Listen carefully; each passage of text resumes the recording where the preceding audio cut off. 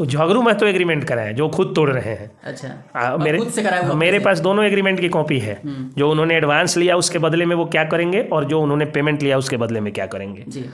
उसके बाद अचानक जो है वो कुछ दिन तक बहुत अच्छे ढंग से काम करते हैं। इनकी कुछ गलतियों को नज़रअंदाज किया जाता है कि कलाकार की बदनामी नहीं होनी चाहिए, पुरुषोत्तम प्रियदर्शी जी ये नज़रअंदाज करते हैं। अच्छा। और नज़रअंदाज करके और उसके बाद इनको जो है वो इनको सारी सुख सुविधा दी जाती है।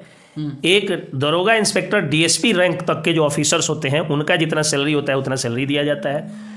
उनको जो है वो 4 व्हीलर दिया जाता है, उनको ड्राइवर दिया जाता है, उनको सारी सुख सुविधा दी जाती है और सारा सुख सुविधा दे करके और उनको बनाया जाता है वहाँ का हीरो, उस टीम का हीरो बना दिया जाता है। उनकी ऐसी ब्रांडिंग की जाती है, सारी सुख सुविधा दी जाती है।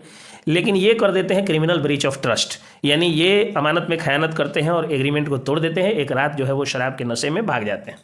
जब भाग जाते हैं तो अगर पुरुषोत्तम प्रियदर्शी जी मारते पीटते जैसा वो कह रहे हैं या कोई ऐसा काम करते जिससे उनको मतलब जिससे उनको डर होता, तो ये जाके क्रिमिनल केस करते ताकि इनका केस काउंटर केस हो जाता। और पुरुषोत्तम प्रियदर्शी जी मेरे लगातार क्लाइंट है, मैं ही करवाता। पुरुषोत्तम प्रियदर्शी खुद ही कानून के जानकार हैं, विद्वान आदमी है, कलाकारों में काफ़ी अच्छे पढ़े लिखे कलाकार हैं। अच्छा। तो मैं उनको जो है वो सलाह देता या खुद जाके क्रिमिनल केस करते, लेकिन वो गुमशुदगी का केस दर्ज कराते हैं थाना में जा करके। उसके बाद जो है वो जब सामने आते हैं और थाना उनको पकड़ करके ले आकर के बयान होता है उनका कोर्ट में, वो उसी दौरान जो है उलूल जुलूल उसके कुछ पहले और बाद में बयान देकर के अनर्गल आरोप लगाते हैं। अब उस अनर्गल आरोप के कारण मेरे जो क्लाइंट है पुरुषोत्तम प्रियदर्शी, उनकी एक तो आर्थिक क्षति पहले से कर दी है, मानसिक क्षति हुई है उनकी, वो बहुत ज़्यादा टेंशन में है। और इसके कारण मैंने उनको लीगल नोटिस भेजा है झगरू महतो जी को। झगरू महतो जी का जो एग्रीमेंट है उस एग्रीमेंट के अनुसार कहीं भी कोर्ट में वो जाएंगे तो वो उनको जो है वो काम करना होगा या उनको कंपेंसेशन देना होगा, जो क्षतिपूर्ति है वो उनको देना पड़ेगा। एक भारी भरकम फाइन अदा करना पड़ता है और उनको जेल हो सकती है। मैंने लीगल नोटिस भेज दिया है। झगरू महतो जी को के लिए ज़्यादा अच्छा होगा कि वो आएँ और आकर के पुरुषोत्तम प्रियदर्शी जी के साथ मिल करके काम करें। वो माफ़ी मांगने जाएंगे, पुरुषोत्तम प्रियदर्शी उनको माफ़ी नहीं मांगने देंगे, वो गले लगा देंगे। कारण क्या है कि पुरुषोत्तम प्रियदर्शी उनको चाचा कहते हैं, झगरू चाचा।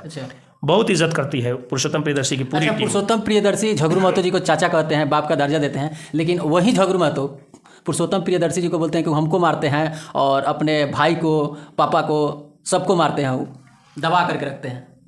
मैंने इस बिना मतलब इस अनर्गल बयान का कोई जवाब है?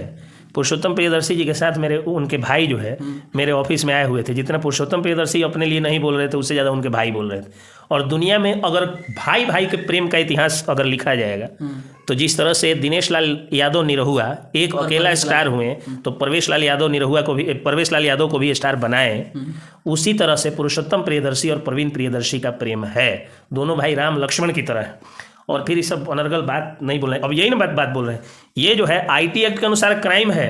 बिल्कुल, इसमें 20 साल तक की सजा है जो कर रहे हैं झगरू महतो जी, और आईटी एक्ट के तहत भी क्राइम है। और उसके अलावा आईपीसी 499 और 500 के अनुसार भी ये क्राइम है। अच्छा। क्रिमिनल डिफेमेशन है और क्रिमिनल ब्रीच ऑफ ट्रस्ट है।